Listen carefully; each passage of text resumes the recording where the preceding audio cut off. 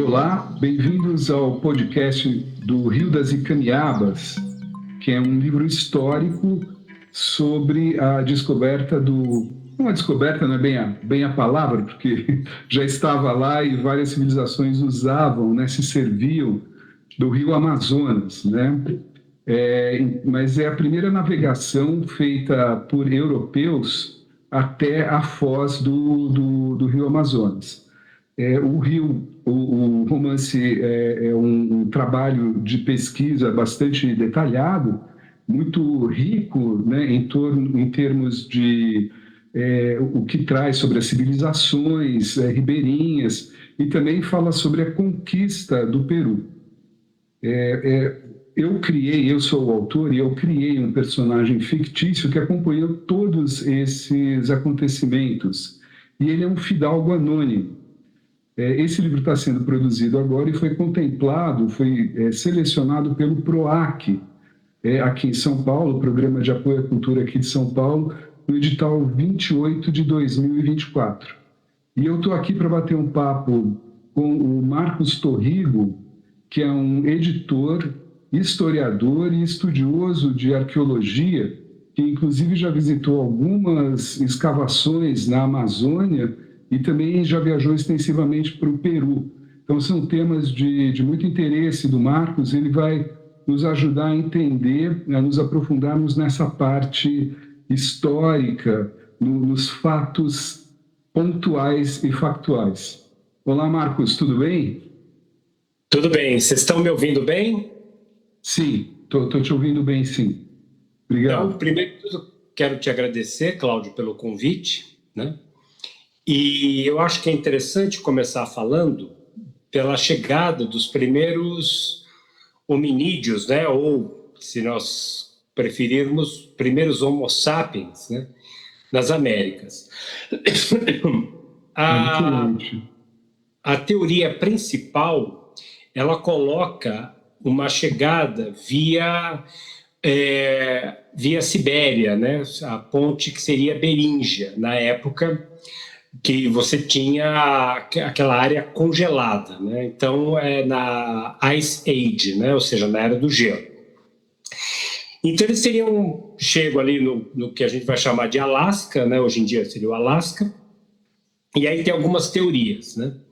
Uma das teorias, que ela foi preponderante por um tempo, que é a Clovis First, ela fala que havia um corredor, porque o que acontece? A América do Norte era como a Groenlândia hoje, né? Era todo um bloco maciço, uma geleira gigante, então você não conseguiria atravessar aqui, mas havia um corredor livre de gelo. Então uma das teorias é que eles tivessem vindo pelo centro do continente americano através desse corredor livre de gelo. Essa teoria depois ela se mostrou falha. Por quê? Porque há datações muito mais antigas do que a Clovis First. Então, consequentemente, esses primeiros seres humanos que chegaram no continente, eles usaram outras rotas. Uma das rotas mais aceitas hoje em dia é a rota do Pacífico. O que seria isso? Seria pela parte litorânea do continente americano que dá para o Oceano Pacífico. Deve ter acontecido entre 15 mil a 25 mil anos, e eles teriam descido por essa costa, que ela não estava congelada, ou mesmo que algumas partes estivessem congeladas, eram mais fáceis de serem atravessadas. Deixa eu te perguntar uma coisa sobre a cultura Clovis, que você citou assim, especificamente. Isso aí foram encontrados pontas de flechas, né, comuns a essa cultura Clovis, mas a origem dela é europeia, não é isso? Ou eu estou enganado? Então, aí que tá, não dá para a gente cravar em cima disso. Por quê? Porque tem um arqueólogo, que eu agora não me lembro o nome dele, que ele postula isso. Então, teria havido uma outra entrada pelo Atlântico. Vamos pensar o seguinte: as populações inuites, né, que são os que nós chamamos de esquimós, eles navegam vários quilômetros, né, e da caça-foca e tudo mais. Então, imagina um grupo similar, que não são os inuits, que tenham feito essa travessia, não que eles tivessem como as grandes navegações, como Colombo, que estava tentando chegar em algum lugar, que estava tentando chegar nas Índias. Não, eles saíram para pescar foca, mas acabaram indo longe demais. Então, eles teriam chegado até o continente americano. Por quê? Porque essas indústrias líticas, elas têm similaridades umas com as outras, mas é um tema extremamente controverso. Tá? Então, sim, haveria essa outra hipótese, e essa indústria lítica, ela tem se parece com uma indústria lítica. O que eu chamo de indústria lítica? É o que o Cláudio falou. São pontas de lança, são outros artefatos, porque nós não temos contato, nós não temos acesso a essas populações, correto? Então, o que nós conseguimos aprender dessas populações? Nós aprendemos através do que eles deixaram de registro fóssil, né? E o que preserva? Preserva mais é ponta de lança, cerâmica, em povos que têm cerâmica. E em raras ocasiões você tem algum esqueleto, alguma coisa, resto alimentar, mas é mais difícil, né? Porque isso justamente é decomposto. Então há essa outra teoria, que teria vindo da França, mas não é uma teoria tão aceita. A teoria mais aceita é essa que eu estou falando, que seria, no momento, né? Essas coisas todas, que seria essa rota do Pacífico. Vale a pena também nós lembrarmos que nós temos a Pedra Furada no Piauí, que quem não conhece deveria conhecer, porque é uma coisa maravilhosa, que são várias pinturas rupestres na Serra da Capivara.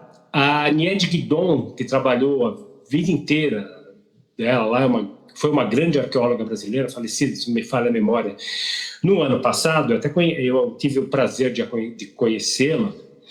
E o que a Niede conseguiu lá? Tem datações mais antigas, né? No sítio da Pedra Furada, em torno de 20 mil anos.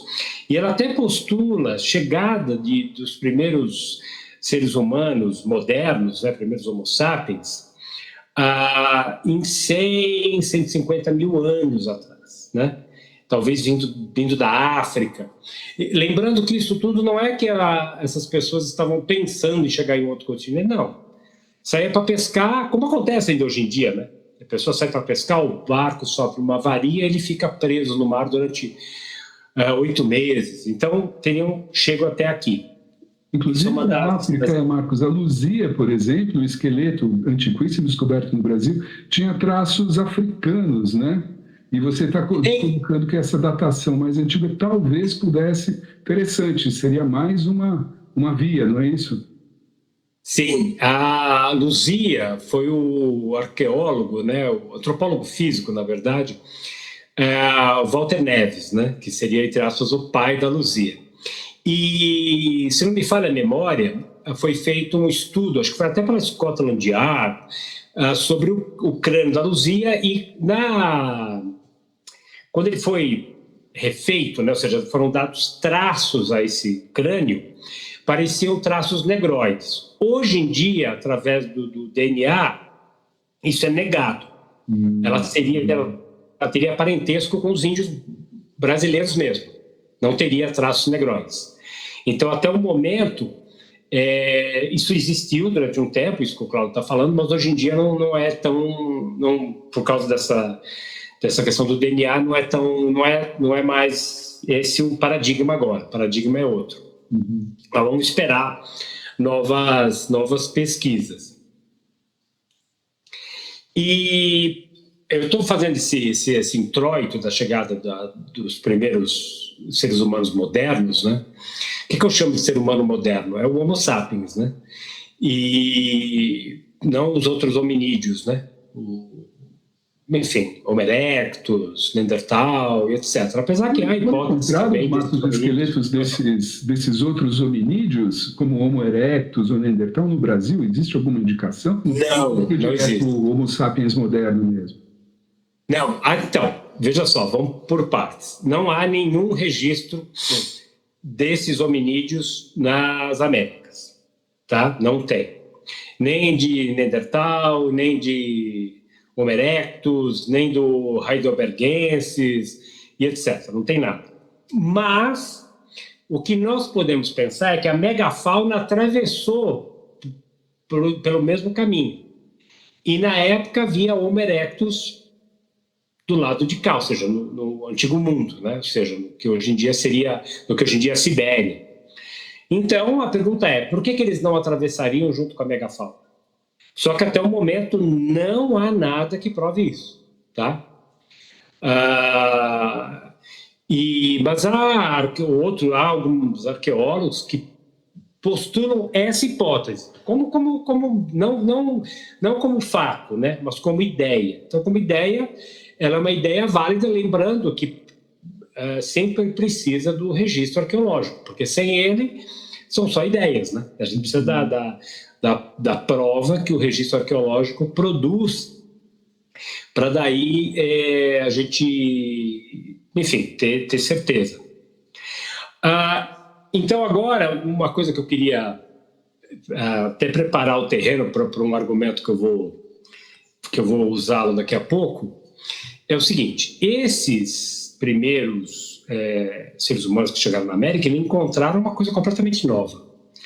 De fato, era um novo continente com megafauna, que também existia no antigo continente, mas aqui ela era diferente, né, em vários aspectos. E eles tiveram que desenvolver novas, vamos chamar assim, novas tecnologias, novas maneiras de existir, para poder subsistir, sobreviver e se expandir nesse novo continente. E é interessante, tem uma brincadeira que tem alguns memes, assim, é que a pessoa viaja para o passado, né? Sei lá, volta há 4.000 anos atrás. Aí a pessoa fala dos carros, fala da eletricidade, fala dos celulares, aí os caras da época chegam e falam, beleza, faz um aí pra gente. Aí a pessoa não sabe fazer nada. Por quê? Porque nós vivemos numa sociedade que ela é complexa, mas nós sabemos um pouquinho disso que nos cerca. A maior parte das pessoas não sabe fazer um carro, a maior parte das pessoas não sabe produzir eletricidade, a maior parte das pessoas não... Por que eu estou falando tudo isso? Porque nós temos muitas vezes uma ideia simplista que um ser humano, por exemplo, essas tribos isoladas que ainda existem na Amazônia, que estão em bastante risco atualmente, por causa do garimpo, etc., que eles seriam inferiores, né? Não, na verdade, se nós pararmos para pensar, eles têm um nível de conhecimento infinitamente maior que o nosso. Tudo bem, nós temos conhecimento livresco, conhecimento teórico, de como pegar metrô, e coisas do nosso ambiente e do nosso tempo. Essas populações, elas têm um grande conhecimento natural. Saindo da Amazônia, voltando aos esquimós, os esquimós têm não sei quantas palavras para descrever gelo. Eles sabem construir os iglus de uma forma que os ursos polares não os ataquem, ou quando eles vão atacar, eles sejam percebidos. Então você tem todo um conhecimento para subsistir nesses ambientes. E um exemplo disso, voltando para a Amazônia, é a ayahuasca. Imagina você produzir, porque das plantas ela é uma bloqueadora da monoamina oxidase, e a outra ela é rica em dimetiltriptamina. A DMT ela é degradada pela digestão. Eu estou simplificando as coisas aqui, tá? Para não ficar uma coisa muito, muito difícil. Então, o que acontece? Se você só toma o DMT oral, ele não é tão ativo. Você tem que tomar junto com essa outra planta, que é o Banisteriopsis caapi, que tem o bloqueador de monoamina oxidase. Então, imagina isso, imagina o grau de conhecimento botânico, herbário, para você produzir isso.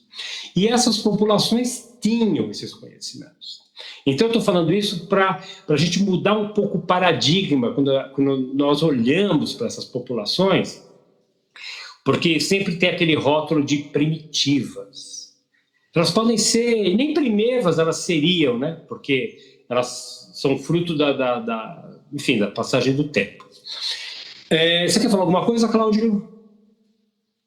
Sim, lembrar, inclusive, não só essa tecnologia, mas do caso da domesticação de diversas plantas como alimentícias, como a mandioca. Os próprios espanhóis, quando eles desceram o Amazonas, encontraram aquelas raízes, eles se envenenaram, porque não sabiam preparar aquilo. Então, foi uma coisa muito importante, né? E não só isso, não sei se eu estou me adiantando dentro do que você vai falar, mas não tem problema. Tem uma terra muito pobre, na verdade. Então, uma das tecnologias criadas por essas civilizações, por esses povos, é a terra. Eles fabricavam a terra, que hoje é conhecido, os arqueólogos chamam de terra preta do índio, né? Ou seja, o desenvolvimento tecnológico deles é muito avançado. Então, isso é uma discussão ampla. Se eles fabricavam ou se ela era fruto simplesmente do acaso. Eu acho que ela era fruto do acaso. Mas eu vou adentrar isso mais à frente, assim, de uma forma um pouco mais... Não, pelo tempo da live não dá para a gente aprofundar nada muito, mas é para dar um panorama, só porque eu acho que para as pessoas que estão nos assistindo e para os leitores do seu livro, para eles entenderem o contexto, né? Que eu acho que isso também é importante. Aí eu vou fazer um corte agora e vou falar da conquista da América. A conquista da América também, ela tem uma ideia que, assim, chegaram os europeus muito mais desenvolvidos, indústria bélica e tudo mais, e aí conquistaram, e assim se foi. Quando a gente olha para o processo de conquista, ele foi muito mais complexo e muito mais matizado. O que eu quero dizer com isso? Que cada situação foi uma. Cada situação teve agentes e momentos completamente diferentes, né? Então, o que acontece? Por exemplo, vou pegar aqui o caso do México. Quando o Cortés e os espanhóis chegaram no México, eles encontraram uma civilização, a população em volta dos mexicas. Eles eram meio que espoliados pelos mexicas. Meio não, né? Você tinha os sacrifícios humanos, acho que ninguém ficava muito feliz de ter seu coração arrancado, né? E depois seu corpo precipitado das pirâmides, né? Então, o que acontece? Então, eles, indiretamente, os espanhóis, acabaram tiveram alianças com esses povos que eram subjugados pelos mexicas. E aí nós tivemos essa grande conquista, né, de Tenochtitlan, que por sinal era uma cidade maravilhosa, né? Se nós tivéssemos que pensar, ela era muito maior do que qualquer cidade europeia, e ela tinha animais e plantas de vários locais do México. Era uma cidade maravilhosa, né, no sentido arquitetônico e tudo mais. Mas tinha esses problemas,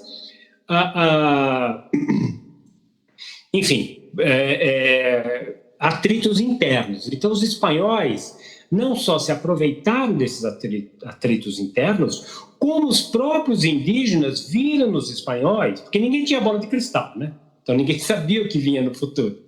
Então, falaram, esses caras aqui podem nos ajudar a dar um jeito dos mexicas. E isso assim se deu. Quem fala muito sobre isso... O mesmo aconteceu no Peru, não foi, Marcos? Também. Também. O Império estava dividido, mas você vai chegar lá, vamos lá. Quem fala sobre isso é o Federico Navarrete Linares, que é um historiador mexicano. E ele coloca os espanhóis como mais um grupo de conquistadores que chegou ao México. Por que eu estou falando isso? Porque isso dá agência para os povos indígenas. E, na verdade, o maior trunfo dos europeus não foi necessariamente o aço de Toledo. Foram os vírus, foram as doenças, que eles trouxeram mesmo sem saber. E essas doenças dizimaram as populações. Depois eu vou falar isso mais aprofundado, né? Elas dizimaram essas populações, né, indígenas. E isso foi acabou sendo o grande trunfo dos europeus. Por quê? Porque foi praticamente uma guerra biológica. Então, tudo bem, teve combates, teve e tudo mais, né? Os guerreiros jaguares com as suas, vamos chamar de espadas, não é bem uma espada, de obsidiana versus o aço de Toledo, apesar que também tinha uma outra questão, porque a guerra, ela era uma guerra ritualística, então o objetivo maior era pegar você vivo, não era te matar. E o espanhol não, o espanhol tinha uma outra... Mas aí a gente vai fugir muito e o nosso tempo é curto. Então, agora eu vou fazer outro recorte e vou para a Amazônia. Depois eu fecho isso, que eu estou falando das doenças na própria Amazônia. Então, vamos lá. A Amazônia, normalmente, ela é tida como uma área de um grande vazio populacional. Então, o famoso Inferno Verde, ele seria uma barreira à ocupação de grandes populações, porque também é outro ponto que eu acho que deve ser, que nós temos que entender e talvez diminuir a importância, que nós temos uma fixação muito grande, porque acho que isso é da nossa civilização, por outras civilizações que construíram coisas grandes. Então, por exemplo, os egípcios fizeram as pirâmides, os incas tinham templos maravilhosos, como o Templo do Sol e etc. Os astecas e mexicas, as pirâmides, né? E tudo isso é muito, muito visível, e nós queremos encontrar esse tipo de coisa no Brasil, né? Então, há uma ideia que o índio brasileiro ele seria, aspas, inferior por não produzir esse tipo de arquitetura monumental. Só que isso é muito relativo, né? Porque, por exemplo, os maias, por mais que eles tenham desenvolvido uma arquitetura monumental, eu acho muito mais importante eles terem desenvolvido o conceito de zero independente. Porque o nosso conceito de zero, ele vem da matemática indo-arábica, né? Na verdade, dos hindus. Eles desenvolveram conceitos separadamente, o conceito de zero. Eles tinham uma astronomia extremamente avançada. Enquanto a matemática no Ocidente, no Oriente, mesmo na Índia, ela foi se aperfeiçoando através de difusão cultural, não é, Márcio? Sim. E aqui Sim. não houve isso, é o que você está dizendo, do desenvolvimento independente dessas ciências, né? Exatamente. E poucas pessoas sabem que o Brasil tem uma espécie de Stonehenge, né? Que é o que é? São megalitos que são alinhados é uma das teorias, né? Que são alinhados com constelações. Então seriam, aspas, esses termos eles são anacrônicos, né? Como é um vídeo de divulgação, então eu estou me permitindo anacronismos para facilitar a compreensão. É um observatório astronômico pré-colombiano. Isso existe. Então, o que é importante que nós temos em mente? Que nós não deveríamos, pelo menos, olhar para uma cultura, para uma etnia, com os nossos óculos, né? Porque senão, entendeu? A gente vai preferir países que têm cidades gigantescas, em contrapartida você tem países que têm uma cultura muito mais profunda, por exemplo, a Suíça, né? A gente usar uma ideia fácil. Então, o que você está dizendo é muito importante, porque existe uma tendência de folclorizar o indígena, né? de procurar ver o indígena brasileiro, ou sul-americano, ou latino-americano, é como se ele estivesse no século XVI, parado no tempo, né? Ou seja, nossa civilização pôde evoluir, mas a deles não é dado isso. Então, tudo que foi aprendido, tudo que foi absorvido desde esses primeiros contatos, arrancou-os, né, de uma tecnologia da idade da pedra para a idade do aço, num estalar de dedos. Isso é claro que traz atualizações, né, traz uma série de aprendizados também, mas existe e persiste essa tendência de folclorizar o indígena. O que você está falando realmente é muito importante. E nós esquecemos uma questão que é a agência. O que é isso? Que a pessoa escolhe o que ela quer. Claro, na medida do possível, né? Simone de Beauvoir falava que liberdade é você querer o possível. Então, o que eu quero dizer com isso? Eu quero dizer que muitas etnias, elas querem viver daquele jeito. É o jeito que para eles é bom. E como tem pessoas que nós mesmos conhecemos que querem viver de um determinado jeito, né? Então ele tem a agência, ele tem a maneira dele ser, ou seja, ele se coloca no mundo. Bem, aí indo para a Amazônia, para a colombiana. Então, na verdade, a Amazônia ela é uma área de superlativos, né? Ela é uma área gigantesca. Dá para a gente pegar praticamente a Europa e jogar dentro da Amazônia. Ela ocupa, do Brasil, 40% do território. E isso que eu falei da Europa, guarda as devidas proporções, é mais ou menos isso. Ela tem, dá praticamente a jogar a Europa dentro. A Europa é um pouco maior. O rio Amazonas joga 1/5 de toda a água doce que os rios de todo mundo jogam nos mares. Ou seja, ele sozinho joga 1/5 de toda essa água doce.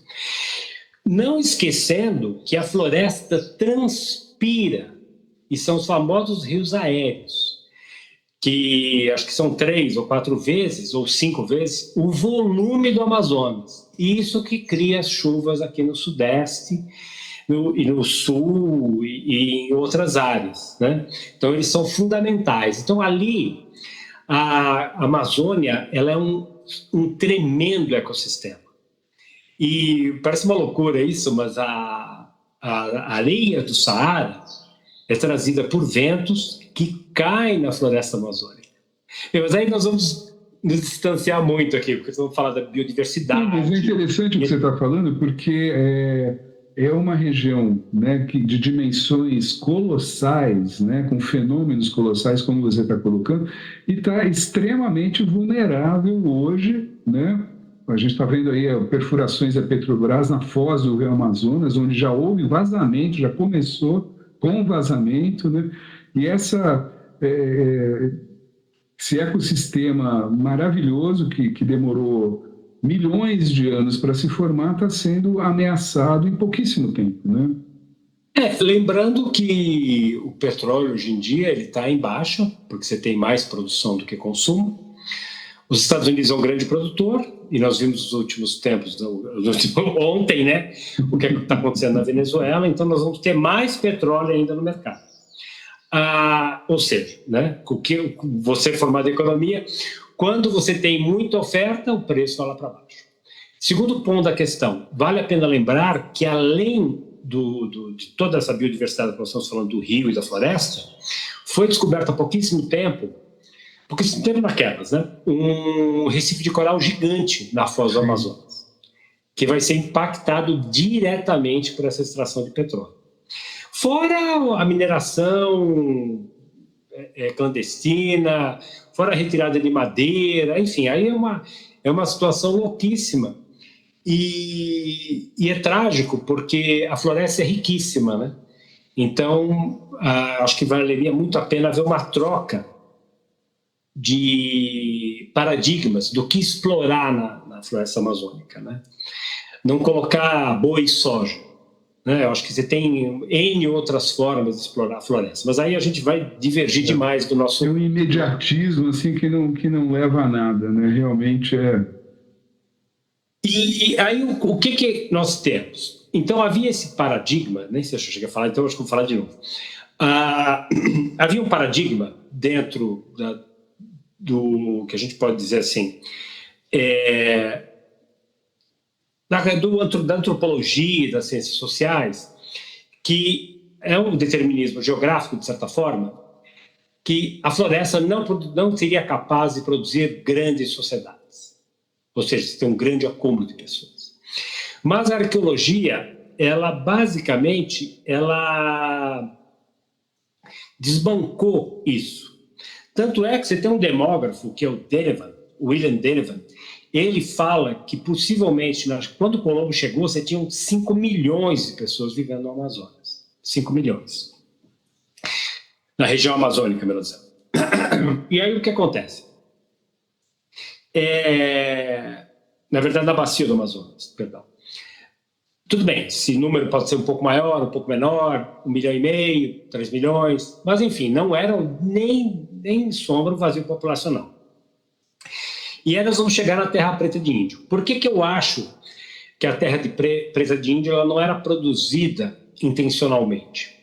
Porque quando você tem apesar que você tem muitos defensores dessa tese, sim, a terra preta de índio era produzida por eles sabiam como produzir. Mas vamos, antes de chegar na terra preta de índio, vamos falar sobre a viabilidade do Amazonas. Por que o Amazonas era viável? Porque você tem o rio Amazonas. E a Roosevelt, uma arqueóloga americana, ela mesma já associava o rio Amazonas ao Nilo. E o que, de certa forma, o Acuna, que é um registro colonial, né, que desceu o Amazonas e tudo mais, também pensava, ou seja, que o rio ele tem potencial de sustentar grandes populações e não precisamos viajar muito. Basta pensar quantos, por exemplo, pirarucu é amazônico. Quantos peixes, quantos tipos de peixes nós temos na Amazônia que podem sustentar grandes populações. E mesmo mamíferos, né, e répteis, né, como os quelônios e o peixe-boi, né? Então, os escudos, inclusive, de couro de peixe-boi, né? Sim. E interessante que o Eduardo Góes Neves, que é um arqueólogo brasileiro, ele escavou grandes cercados de quelônios, né, no caso tracajás, e de peixes-bois. Então, o que acontece? Esses animais eles eram manejados, eles eram criados dentro desses grandes cercados. Fora que você tinha várias plantas, né, que eram, vamos dizer assim, que elas eram utilizadas na alimentação. Então, o que isso prova? Prova que sim, o rio Amazonas teria capacidade de produzir muita proteína e muita comida para populações muito grandes. Beleza, isso é uma ideia. O que nós temos na prática? Nós temos na prática regiões gigantes na Amazônia ocupadas. Por quê? Porque aí entra o que o Cláudio falou. A terra preta de índio e cerâmica em vários níveis. Então nós sabemos que essas áreas eram ocupadas, áreas de vários quilômetros. Isso na arqueologia. Aí vamos fazer um recorte. O que disseram, por exemplo, o Acuna, o próprio Carvajal, que eles encontraram grandes populações, que eles às vezes navegavam, sei lá, um dia, dois, só entre uma área ocupada. Ok, possivelmente era na margem do rio, mas por grandes quilômetros. E elas têm muita profundidade, essas terras que eu estou descrevendo. Então, o que significa isso? Significa que elas foram usadas por muitos séculos para haver a deposição. Vamos lá, a terra preta de índio não se sabe direito, a Embrapa estava fazendo, porque ela é muito a terra preta de índio. Por exemplo, você tem produtores de mamão no Amazonas que procuram áreas que tem terra preta de índio. Por quê? Porque elas são melhores para produzir os mamões do que a terra normal, que ela é mais pobre. Então, o que acontece? Uma das coisas que todas as civilizações humanas são boas em produzir é lixo. Então, possivelmente, a terra preta de índio, isso é a minha ideia. Minha ideia não, a ideia de uma série de pessoas, né? Como tem outras, como eu falei, que acham que ela foi produzida, ou seja, intencionalmente. Era feita por deposição. Então, vamos supor, eles comeram peixe, joga o peixe lá no fundo da casa. Fruta, no fundo da casa. O que isso vai acontecer? Isso vai entrar em decomposição. Isso vai se misturar ao solo. Então, imagina isso ao longo de 100 anos. Você criou uma faixa onde você vai ter até hoje, né? Se a pessoa tem uma plantinha em casa, pega lá a borra de café e põe na planta. Não pode colocar muito, senão mata a planta. Aí vai lá e coloca. Por quê? Porque não deixa de ser um adubo para a planta. Então imagina essas populações por um longo período de tempo fazendo isso. Então isso deve ter gerado, ao longo do tempo, essas terras presas de índio. Ou eles sabiam como fazer. Sim. E eles produziam essas terras pretas. Ou talvez tenha sido uma coisa meio termo. No começo foi natural, deposição natural, e depois eles começaram a se ligar que eles podiam fabricar essa terra que era muito mais produtiva, o que auxiliava exatamente a produção e, consequentemente, grandes populações.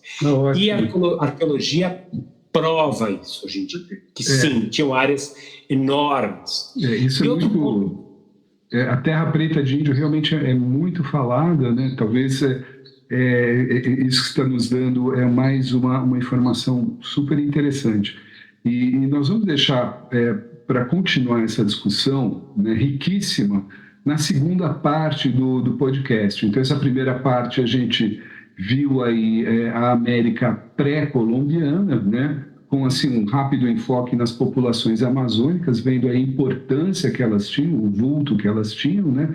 E na segunda parte do podcast a gente vai conversar mais sobre isso, sobre as guerras de extermínio promovidas pelos invasores espanhóis, etc. Então, entrar um pouco mais nesses detalhes e também falar sobre as estrelas desse romance histórico, que são as Icamiabas, né? As famosas Amazonas, os mitos delas, os Muiraquitãs, etc. O Marcos tem muita informação interessante sobre isso, como eu disse, visitou inclusive algumas escavações, tá?